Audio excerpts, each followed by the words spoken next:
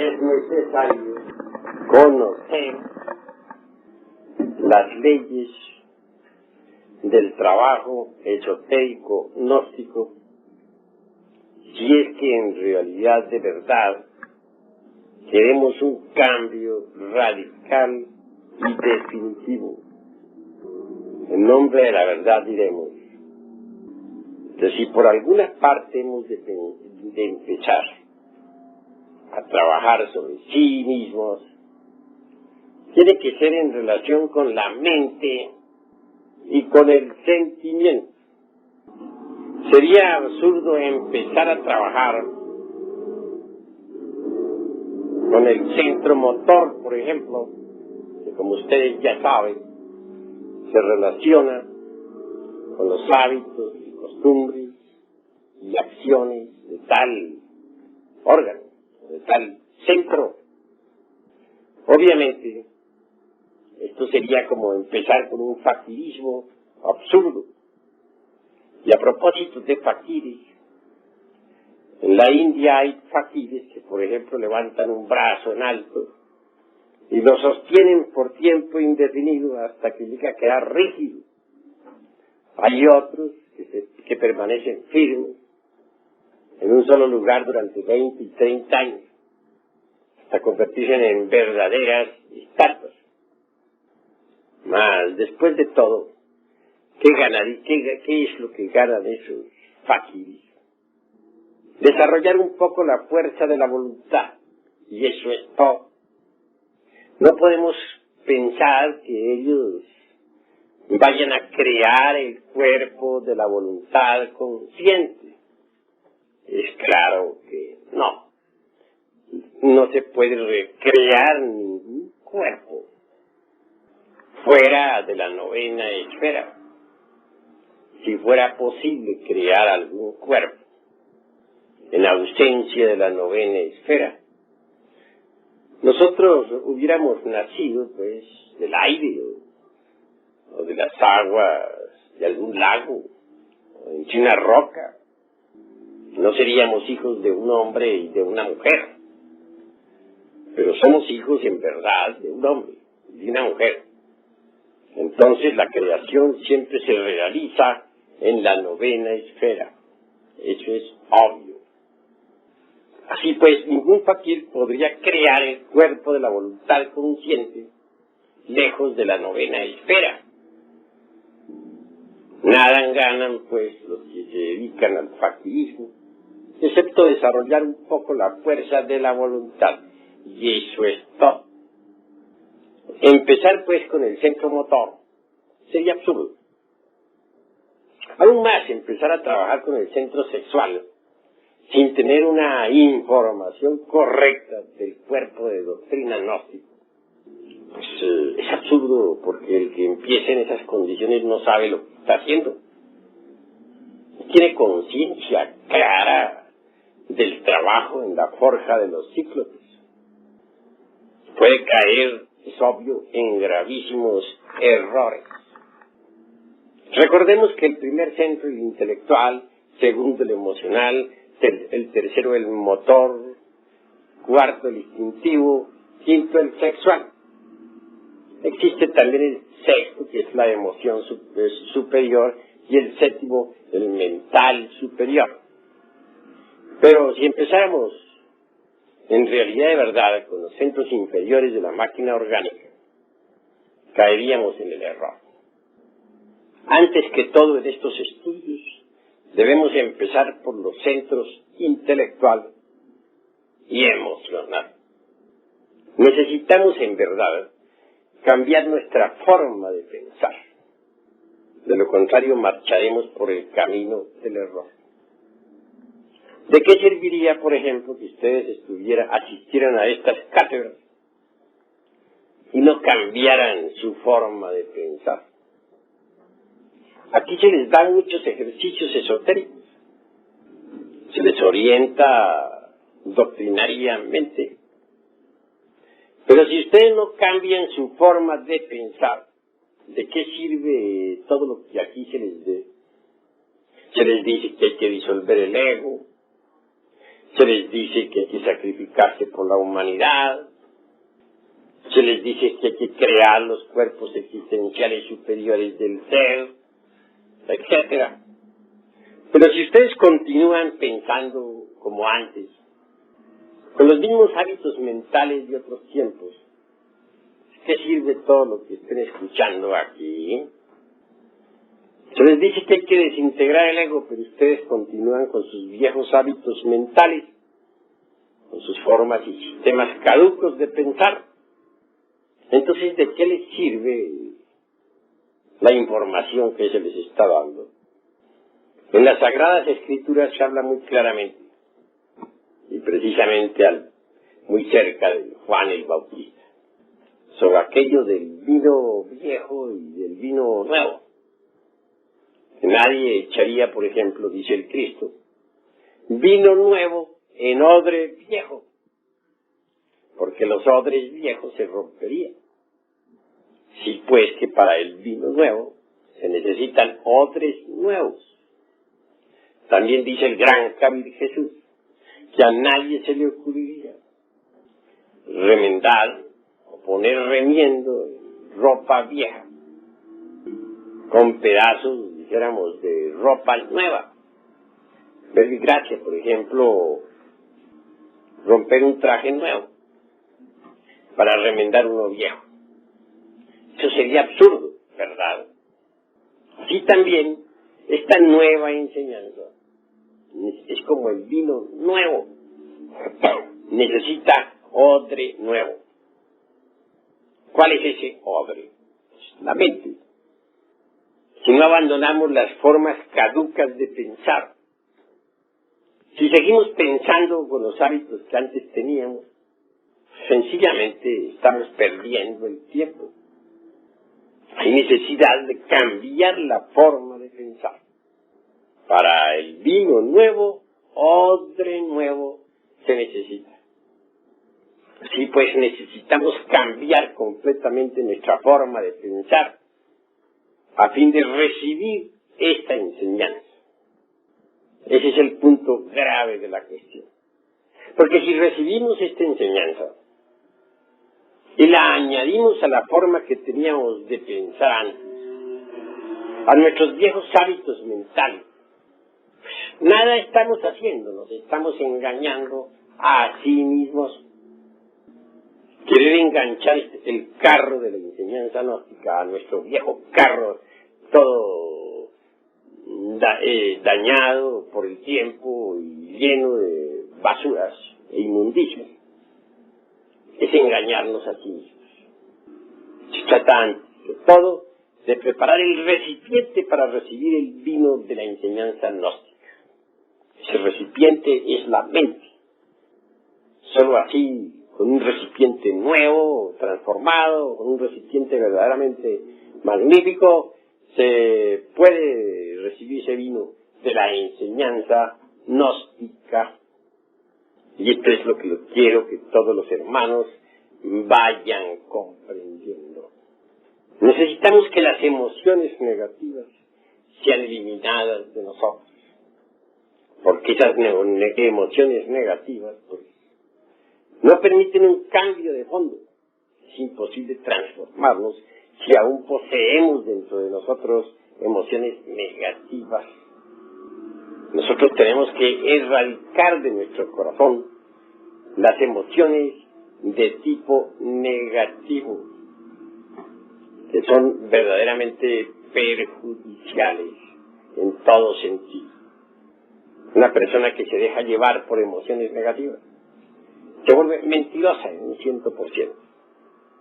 Ya les había a ustedes contado en mi pasada cátedra el caso de un señor XX que actualmente se encuentra, podríamos decir, al borde de la muerte. Este buen hombre vino a tener pues una embolia cerebral. Motivo muy claro, lo repito, alguien le malinformó que su hermana había sido víctima de un fraude. Tal informe fue después examinado y resultó falso. Este, que ama a su hermana, creyó pues en esa infundia difamante y la tomó tan en pecho que le dio una embolia cerebral. En estos momentos se encuentra al borde de la muerte. Vean ustedes ese caso. De manera que entonces las emociones negativas vienen a llevarnos al fracaso. Su hermana aún sigue convencida de que fue víctima del fraude. Y es obvio que calumnia a un inocente, pero ella está segura de que fue víctima.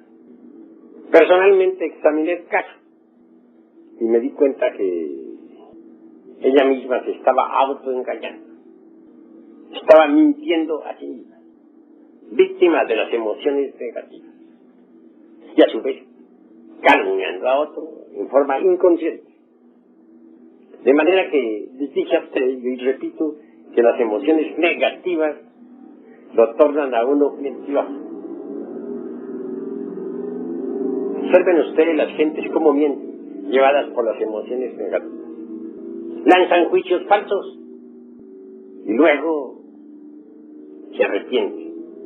Pero es tarde, ya los lanzaron entre tanto. Así pues, debemos eliminar de nuestra naturaleza las emociones negativas. La mentira, ciertamente, es una conexión falsa. Lo normal es que la energía del Padre, la vida del anciano de los días, es decir, de nuestro ser interior profundo, fluya a través de la organización cósmica interior hasta llegar a la mente. Pero si nosotros hacemos una conexión falsa, es como ya no puede fluir esa energía, es como si se cortara el alambre eléctrico. La energía eléctrica entonces no llegaría al foco, o a los focos que nos iluminan. Así pues, la mentira es, ya les dije y repito, es una conexión falsa. Por lo común, cuando uno se llena de emociones negativas, se torna mentiroso. Es la realidad de los hechos. Si nosotros verdaderamente comprendemos todo esto, y empezamos por cambiar en nuestra forma de pensar y de sentir, bien pronto esto se reflejará en nuestras acciones. Una vez que uno ha cambiado su forma de pensar y sentir y actuar, entonces está perfectamente listo para empezar a trabajar con los misterios del sexo. Pero si queremos y ese es el error de algunos misioneros, que las gentes comiencen de una vez a trabajar con el Maituna en la novena esfera, sin conocer siquiera el cuerpo de doctrina, pues esto es absurdo. Las gentes que no han cambiado su forma de pensar, que continúan con sus mismos hábitos, las gentes que tienen su misma forma de sentir, que son víctimas de las emociones negativas, no comprenden estos misterios del sexo y les profanan. Por eso es que Paracelso insiste en que primero que todo hay que conocer la ciencia para luego entrar a trabajar en la novena esfera. Y tiene razón en esto Felipe Teofrastro Bombastro de Ongenay, Aureola Paracelso. Empecemos pues por cambiar nuestra forma de pensar y de sentir. Muchos reciben aquí enseñanzas esotéricas, se les da, pero continúan pensando como antes, como pensaban hace 20 años. ¿Qué sucede entonces? Estamos perdiendo el tiempo. Si se le da a la gente las enseñanzas para que se autorrealicen, para que cambien, y continúan pensando como antes. Obviamente, gracias. Obviamente, pues, se marcha muy mal. Yo conozco hermanitos gnósticos que tienen 20 y 30 años de estar en las enseñanzas gnósticas.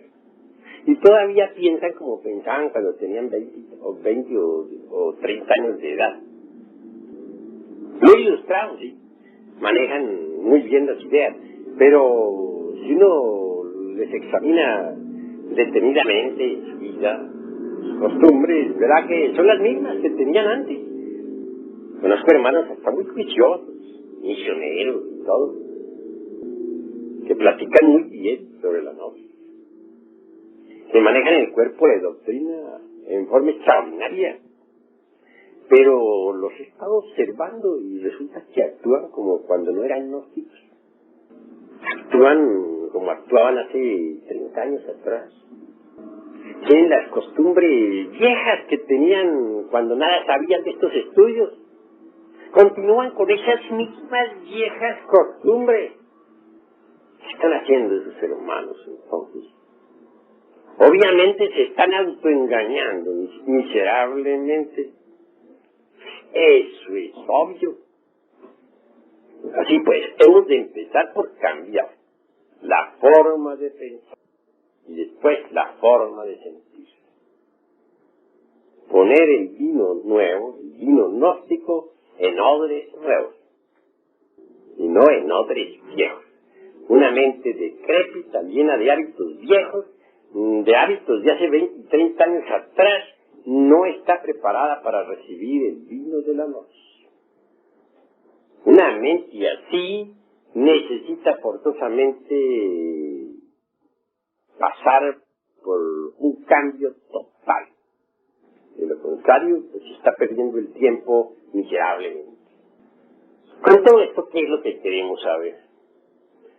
Despertar conciencia, ¿verdad? Esa es la verdad, eso es lo que queremos, despertar. En el mundo oriental no se ignora que la gente está dormida, nadie lo ignora. Pero en el mundo occidental la gente cree que está despierta. Y sin embargo hacen cosas que no quieren hacer. Se lanzan a la guerra, cuando no quieren ir a la guerra, pero siempre van, aunque no quieren. ¿Por qué? Porque están hipnotizados. Ustedes saben que a un sujeto hipnotizado, por ejemplo, le ordenamos que vaya a matar a alguien, va y lo mata. Y eso ya está previsto en el Código Penal de todos los países de la Tierra. Así también sucede con las gentes de todas las latitudes. Están hipnotizadas, pero creen que están despiertas. Y se les dice que ha llegado la hora de ir a la guerra. Van a la guerra. No quieren ir, pero van. ¿Por qué? Están hipnotizados.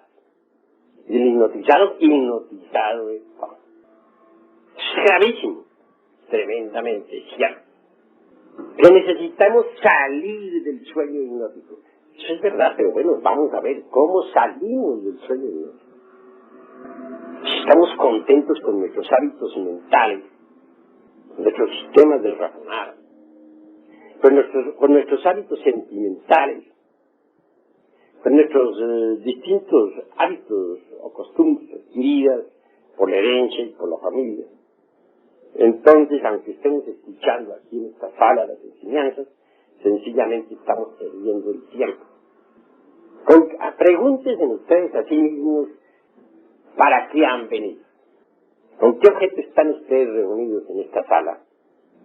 Si están aquí reunidos por mera curiosidad, vale más que no hubieran venido.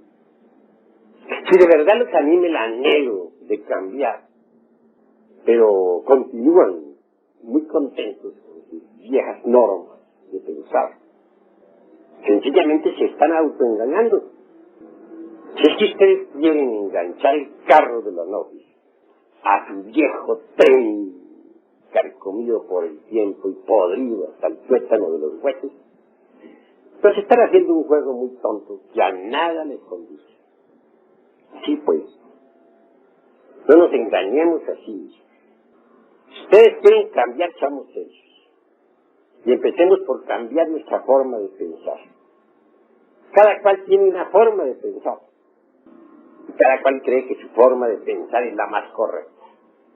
Pero en realidad, de verdad, las diversas formas de pensar de cada cual, o de todos en conjunto, de correctos no tienen nada. Esto que están hipnotizados. ¿Cómo puede pensar correcto una persona que está hipnotizada? Pero ustedes creen que están pensando correctamente. He ahí su error. hábitos mentales no quise. Si es que quieren cambiar, bueno, aquí tienen la enseñanza nueva. Aquí tienen el vino de la noche. Pero, por favor, traigan odres nuevos para ese vino. No odres viejos. Porque el vino nuevo rompe los odres viejos. Me interesa darle la enseñanza a los hermanos, pero darla seriamente. Y por eso les invito a cambiar su forma de pensar. ¿Han reflexionado acaso ustedes en lo que es la conciencia? ¿Qué podría comparar la conciencia a un foco de luz que lo dirijo hacia una parte o hacia otra? Eso es obvio. La conciencia debemos aprender a colocarla donde debe ser colocada. Donde esté nuestra conciencia, allí estaremos nosotros. Ustedes que me escuchan en estos momentos, ¿están seguros de que la conciencia de cada uno está aquí? Si está aquí, me place. Pero estamos seguros de que está aquí. Puede ser que esté en este momento en la casa. Puede ser que esté en la cantina. Puede ser que esté en el supermercado. Y que tan solo aquí estemos viendo la personalidad de fachada de tal o cual hermano. Así pues, donde está la conciencia, ahí estamos nosotros. La conciencia es algo que hay que aprender a colocar inteligentemente donde debe ser colocada. Si colocamos nuestra conciencia en una cantina, se procesará en virtud de la cantina. Y si la colocamos nosotros en una casa de citas, se procesará allí. Y si la colocamos nosotros en un mercado, tendremos un buen mercader o un mal mercader. Donde quiera esté la conciencia, allí estaremos nosotros.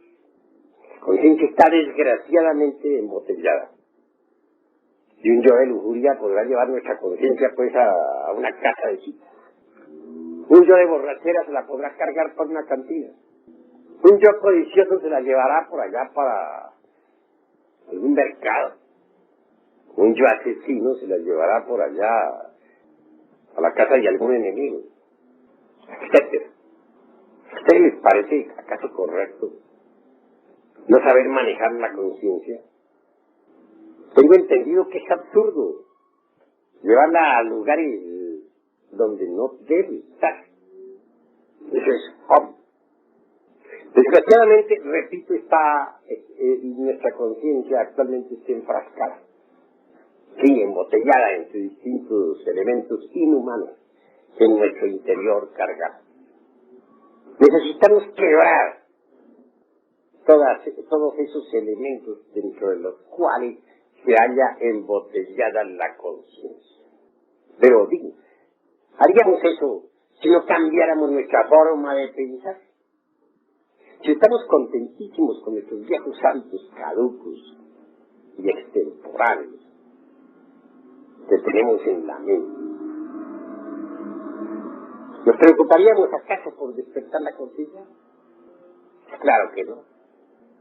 Si se quiere cambiar, vamos a cambiar desde ahora mismo, a cambiar nuestros hábitos mentales, nuestra forma de pensar. Cuando uno cambia de verdad, origina cambios interiores. Cuando uno cambia su forma de pensar, puede entonces pensar en cambiar totalmente su interior. Pero si uno cambia en su forma de pensar, si aquí en esta mente siguen existiendo los viejos hábitos extemporáneos, ¿cómo puede uno decir que va a provocar un cambio en su conciencia interior? Eso no es posible. Sería contradictorio que pensáramos una cosa e hiciéramos otra. Realmente que no es posible. Así que necesitamos hacer los dueños de nuestra propia conciencia, colocarla donde debe colocarse, ubicarla donde debe ubicarse, aprenderla a poner en un lugar, aprenderla a poner en un lugar, aprenderla a poner en un lugar, aprenderla a poner los diversos agregados psíquicos que nosotros tenemos, en modo alguno son dignos. Lo único digno, lo único real, lo único que vale la pena en nosotros es la conciencia. Pero está dormida. No la sabemos manejar. Los agregados psíquicos se las llevan para donde ellos quieren. Nosotros realmente no sabemos usarla. Y eso es verdaderamente lamentable. Tenemos un cambio de fondo. Debemos también ir aprendiendo a saber qué cosa es eso que se llama conciencia. En el mundo oriental se nos ha dicho que antes de que nazca en nosotros el bodhisattva, debe surgir en nosotros el bodhicitta. Pero bueno, ante todo, ¿qué cosa es eso que se llama bodhisattva? Algunos de ustedes sabrán y otros no sabrán. La Blavatsky dice que un maestro que posea los cuerpos causal, mental, astral y físico es un bodhisattva. El alma humana o alma causal vestida con tales cuerpos es un bodhisattva. Ella hace plena distinción entre el maestro en sí, que es Atman Buddhi, o sea, el íntimo y la alma conciencia, y el bodhisattva, que es el alma humana revestida con los cuerpos existenciales superiores del ser. Pero el budismo del Mahayana, o Mahayánico, es más exigente. No reconoce como bodhisattva sino a aquellos que se han sacrificado por la humanidad a través de sucesivos Mahamvantas. Hay dos clases, dice el budismo mahayánico, de seres. Los unos, por ejemplo, serían los budas pradyekas, y los aspirantes a budas pradyekas, que son los sravakas. Estos no se sacrifican por la humanidad jamás. Nunca. Luchan, sí, por cambiar y cambio. Pero nunca dan su vida por sus hermanos. Y claro, jamás tampoco encarnan al Cristo íntimo. Los otros son los bodhisattvas verdaderamente. Aquellos que han renunciado a la felicidad del nirvana por amor a la humanidad. Aquellos que en distintos Mahamvantaras han entregado su sangre por la humanidad. Que pudiendo vivir felices en el nirvana han renunciado a cualquier felicidad por sus hermanos en la tierra. Son ellos los únicos que verdaderamente pueden encarnar al Cristo. Pero bueno, volvamos a esto del bodhicitta. ¿Qué cosa es el bodhicitta? Es la conciencia ya despierta, desarrollada, convertida en el embrión áureo. Es la verdadera armadura argentada que nos puede proteger de las potencias de las tinieblas, que nos da la sapiencia, la experiencia. Antes de que surja un bodhisattva dentro del interior de alguien, surge el bodhicitta, es decir, la conciencia despierta y desarrollada. Vean ustedes cuánto vale pues ese don que se llama conciencia. Lástima que la humanidad tuviera la conciencia enfrascada en su electo. Y es claro que mientras las gentes continúen pensando como piensan, sintiendo como sienten, y con sus mismas viejas costumbres rancias, no podrán despertar la conciencia. Continuará esta hipnotizada. Y en secuencia o como corolario diremos que nunca surgirá en gente así el bodhicitta.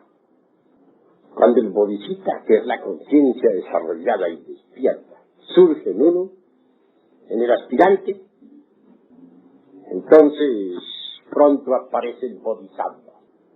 Obviamente el bodhisattva se va formando dentro del clima psicológico del bodhicitta. Es grandioso el bodhicitta. En realidad, de verdad, mis queridos hermanos, es grande cuando uno verdaderamente cambia su forma de pensar. porque entonces y solo entonces trabajará para despertar la conciencia. Entonces y solo entonces hará un trabajo serio que lo conduzca al nacimiento del Bodhisattva. Antes no es posible. Vivimos en un mundo desgraciadamente doloroso. Todos ustedes están llenos de dolor, de sufrimiento. Felicidad no existe en este mundo. No es posible. Mientras haya ego, tiene que haber dolor. Mientras continuemos con nuestra forma rancia de pensar, no podremos ser dichosos. Mientras seamos víctimas de las emociones negativas, cualquier género de felicidad se hace imposible. Nosotros necesitamos en verdad llegar a la felicidad. No podríamos nosotros conseguir tal logro si no despertáramos la conciencia. Y nunca despertaríamos la conciencia si continuáramos con la forma que tenemos actualmente de pensar. Sí, pues que primero miremos cómo estamos pensando. Cambiemos esa forma anticuada del pensamiento. Preparemos nosotros odres nuevos para el vino nuevo, que es la noche. Y aquí trabajaremos de verdad, pero seriamente. Este mundo en sí mismo es el producto de la ley de la originación. Este mundo se sostiene con las leyes de causa y efecto, que son las leyes del karma. También se les llama leyes de acción y consecuencia.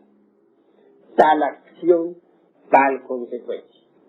Este es un mundo bastante complejo. Es un mundo de asociaciones, combinaciones múltiples, dualismo incesante, lucha de los opuestos, etc. En estas circunstancias no es posible que exista en este mundo la felicidad.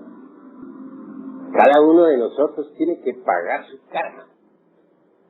Estamos llenos de deudas. Ese karma obviamente nos trae mucho dolor, mucha amargura. No somos dichosos. Muchos piensan que podríamos llegar a la felicidad a través de la mecánica de la evolución. Es un concepto falso, porque la mecánica es mecánica. La ley de la evolución y también la de la involución constituyen el eje mecánico de esta maquinaria que se llama naturaleza. Hay evolución en el grano que germina, en la planta que se desarrolla y al fin da fruto. Hay involución en la planta que ya entra en decrepitud y por último se convierte en un montón de leños. Hay evolución en el niño que se forma en el claustro materno, en la criatura que nace, que crece, que se desarrolla y vive a la luz del sol. Mas también existe involución en el ser humano, que envejece, que crece, entra en decrepitud y al fin muere. Eso es completamente mecánico. Mecánica es la ley del karma también, en cierto sentido. En el sentido causativo, mirada a la luz de los 12 vidanas o de las 12 vidanas. Es mecánica. Nosotros necesitamos libertarnos precisamente de la ley del karma. Necesitamos libertarnos de ese movimiento mecánico de la naturaleza. Necesitamos hacernos libres. Y esto no será mediante la evolución mecánica. Cualquier evolución mecánica se procesa de acuerdo con las leyes de causa y efecto, las leyes de las asociaciones, de las combinaciones mutuas. Lo que es mecánico es mecánico. Nosotros necesitamos libertarnos de la ley de la evolución y también de la ley de la involución. Necesitamos darle gran salto para caer en el vacío iluminador. Obviamente, existe pues una antítesis entre la teoría de la relatividad que predicara un Einstein y el vacío iluminador. Lo relativo es relativo. La maquinaria de la relatividad funciona con la ley de los opuestos, con el dualismo. Etc. Mientras, en la lucha de las antítesis hay dolor. Y eso no es felicidad. Si queremos la auténtica felicidad, debemos salirnos de la ley de la mecánica esta de la relatividad. Dar el gran salto, repito, para caer en el seno del vacío iluminador. Yo experimenté el vacío iluminador en mi mocedad. Apenas tendría algunos 18 años de edad, cuando pude dar el gran salto, pasar más allá del tiempo y vivenciar eso que no es del tiempo, eso que podríamos llamar la experiencia del prajna paramita, en su más crudo realismo. No está de más enfatizarles a ustedes la noticia de que tal vivencia pudo ser repetida 3 veces. Supe entonces lo que era el sunyata. Lo pude vivir. En el vacío iluminador no existe dualismo conceptual de ninguna especie. La maquinaria de la relatividad no funcionaría en el vacío del iluminador. La ley de las mutuas combinaciones y asociaciones mecánicas no es posible en el vacío iluminador. Toda la teoría de la relatividad de Einstein quedaría destruida en el vacío iluminador. Indubitablemente la experiencia del vacío iluminador solo es posible en estado de chamadhi, o como se dijera también en el estado del prajna paramita. En el vacío iluminador no existen formas de ninguna especie. Podría decirse que allí pasa uno más allá del universo y de los dioses. En el vacío iluminador puede darse una respuesta correcta a aquello de que si todo el universo se reduce a la unidad, ¿a qué se reduciría la unidad? Tal respuesta no es posible para la mente lógica, o por lo menos para la mente que funciona de acuerdo con la lógica formal. Pero en el vacío iluminador no es necesaria tal respuesta. Tal respuesta allí es una realidad patente, definida. Si todas las cosas se reducen a la unidad también se reduce a todas las cosas. Y entonces quien entra en ese estado de Mahasamadhi, dijéramos, vive todas las cosas, desprovisto de forma. Y esto de por sí ya es grandioso, sublime e inefable. Sumergirse definitivamente en sunyata, es decir, el vacío iluminador definitivo, solo es posible mediante el gran salto y la condición definitiva de haber pasado por la aniquilación budista total.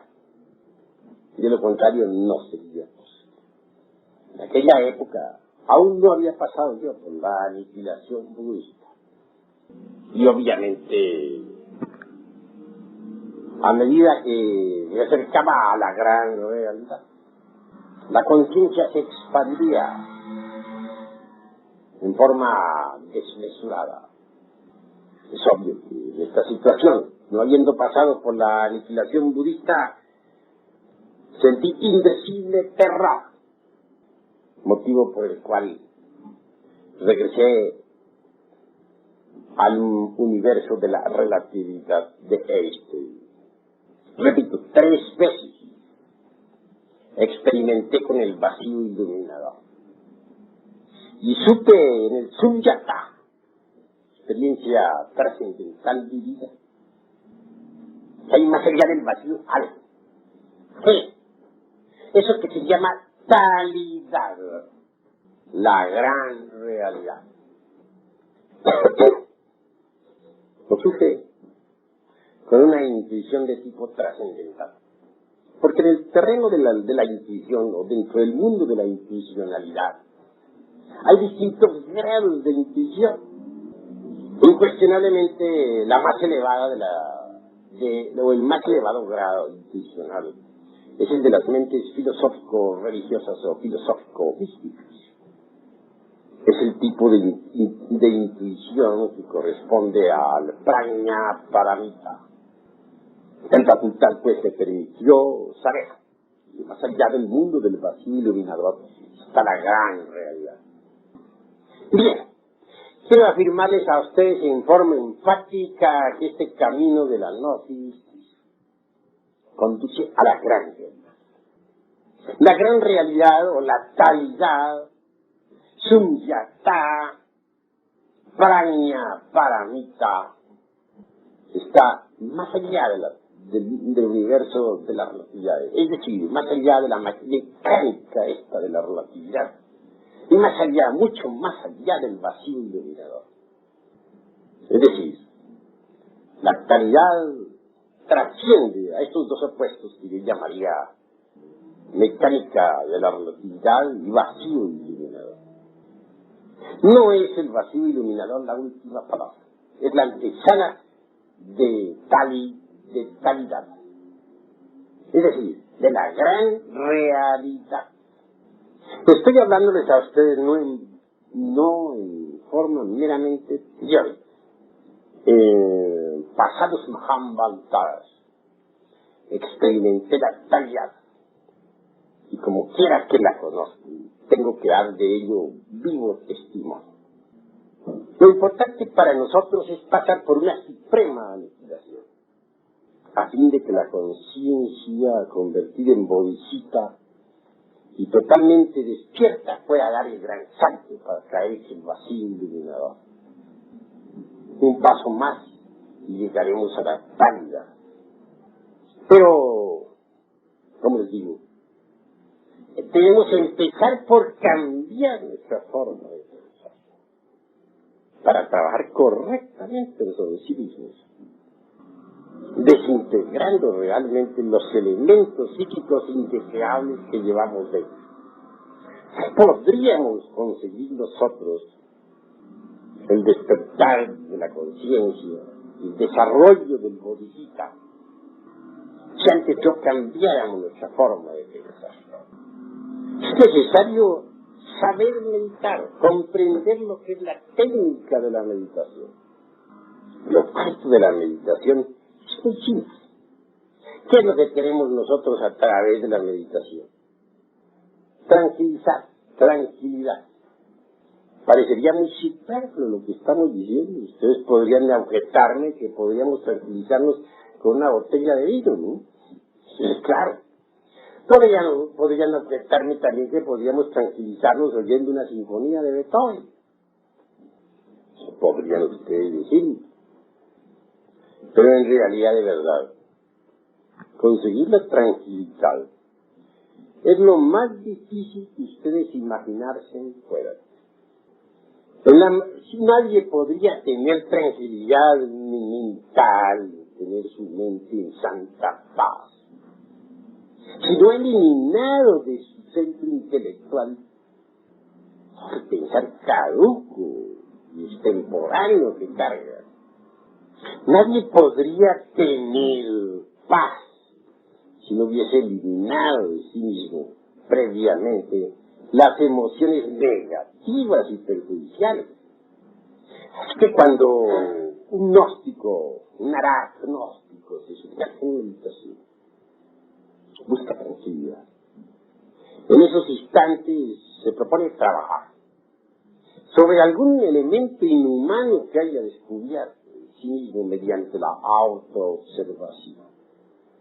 Posiblemente descubrió la ira. Bueno, se dedicará entonces a comprender el agregado psíquico de la ira, hasta volverlo polvo, con ayuda de su divina madre Kundalini, que deberá invocar para que le auxilie. O tal vez descubrió que tiene el agregado psíquico del odio. Entonces se propondrá desintegrar tal agregado para que surja en su reemplazo el amor.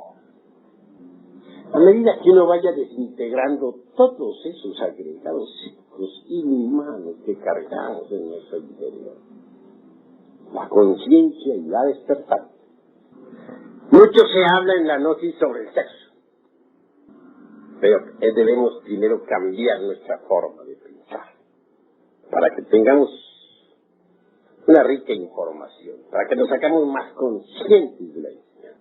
Solo así trabajaremos con éxito en la fragua encendida de Vulcano. No queremos en modo alguno esta noche eludir los misterios sexuales. Es bueno que ustedes entiendan que el camino que conduce a la talidad es, y subrayo esto completamente, absolutamente sexual. Y esto hay que entenderlo. Incuestionablemente un soltero, una soltera pueden disolver a base de mucha comprensión un 50% de agregados psíquicos, siempre y cuando se apele a la Divina Madre Kundalini durante la meditación. Pero hay elementos psíquicos muy pesados que corresponden al mundo de las 96 leyes. Estos no se desintegran sino exclusivamente con el molinillo eléctrico de los físicos, con la suástica en movimiento, que genera determinado tipo de electricidad sexual trascendente. Obviamente, pues, la mujer serpiente, o sea, la princesa Kundalini, la divina madre cósmica, es reforzada mediante ese tipo de electricidad. Entonces puede, con su poder, desintegrar atómicamente los elementos psíquicos más pesados, en los cuales está embotellada la conciencia.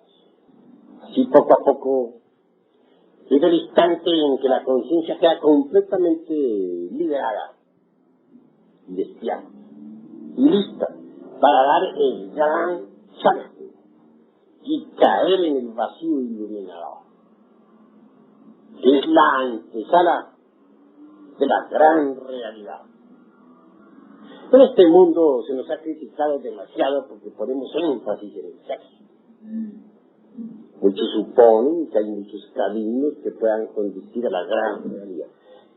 Obviamente que cada cual es muy libre de pensar como quiera, pero en nombre de la verdad y con experiencia mística directa, acumulada en el fondo de mi conciencia a través de sucesivos Mahamvantaras, puedo decirles que el camino que conduce directamente a la gran realidad, a la talidad, más allá del vacío iluminador y de la mecánica de la relatividad, es absolutamente sexual en un 100%. Quienes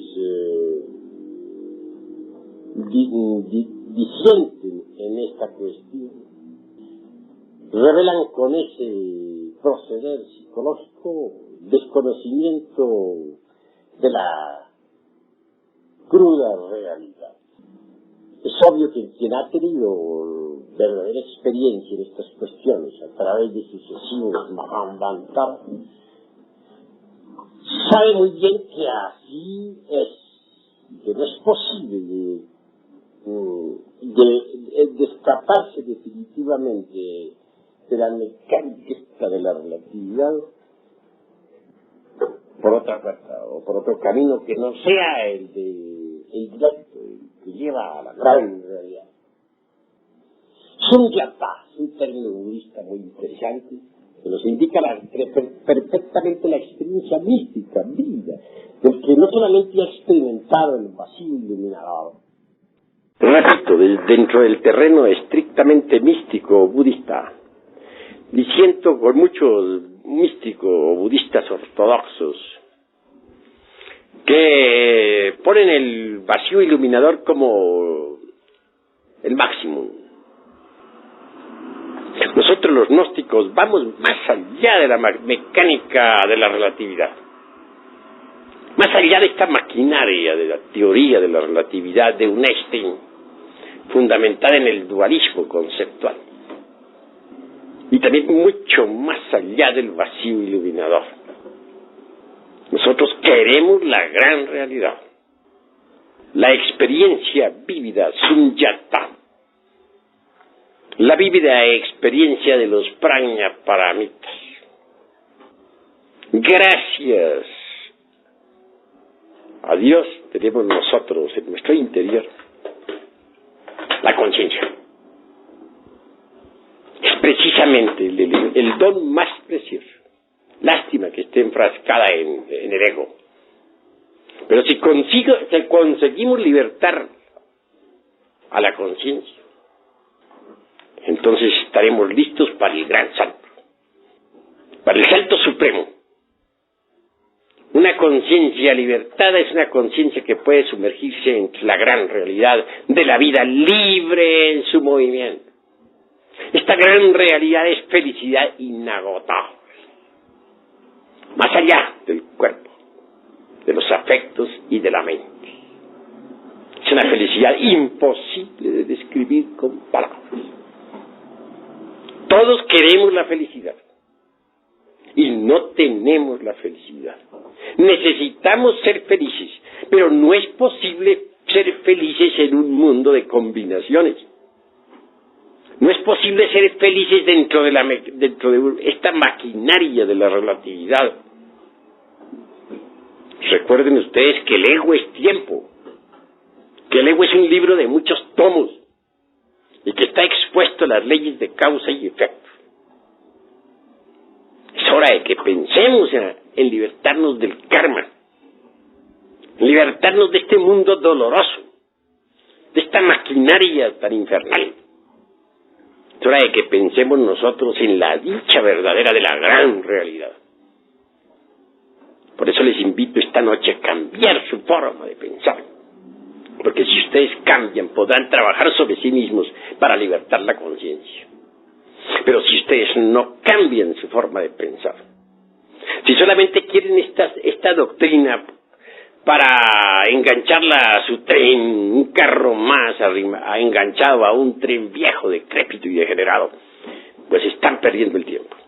Yo quiero, pero la felicidad para ustedes, la verdadera dicha del ser. Sí, mis caros hermanos, hasta aquí la plática de esta noche. Sin embargo, hay algo que debo añadir antes de cerrar esta plática. Necesitamos que ustedes aprendan a meditar profundamente, que sepan meditar.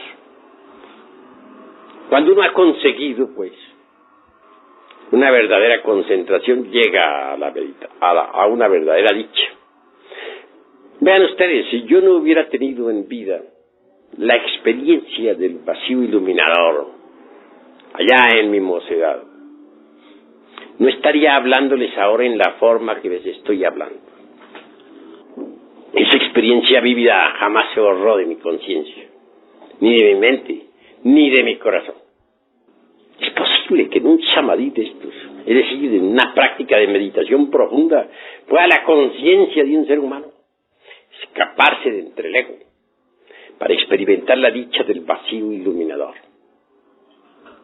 Es obvio que si lo consigue, trabajará con gusto sobre sí mismo, trabajará con ardor, porque habrá experimentado ciertamente en ausencia del ego eso que es la verdad, eso que no es del tiempo, eso que está más allá del cuerpo, de los afectos y de la mente.